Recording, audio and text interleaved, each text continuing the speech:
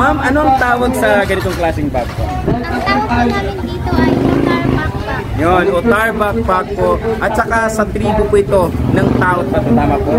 Yan. Sila po ay gumagawa ng mga ganitong klaseng produkto. At ito, sa kanila rin to. Kaya sobrang pasalamat po kasi ito at na-appreciate nila. Dahil ito po talaga originally yung gamit ko. At ngayon may bago na naman ako ngayon dito. Kaya sa mga kaibigan natin at mga turista na mga lalo-lalo na sa mga cruise ship, lagi nilang na-appreciate yung mga gamit na ganito.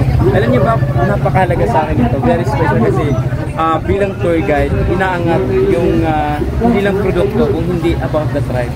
Alam niya ng mga kaibigan ko and kung paano ko rin ipinagmamalaki kasi dito tayo as a Filipino, we are part of the tribe. Kaya sa mga kaibigan natin ng mga tribo, ayan, kasama din natin si Ma'am Beth na isang grupo, din ang tribo natin ay Taot Bato. Ayan, so thank you so much po sa pagmamahal at sana marami pang mga ganitong produkto na makikita at mabigyan ng recognition kasi alam mo sobrang tibay, sobrang ganda po, promise. Kakaiba ang ganda na meron nito.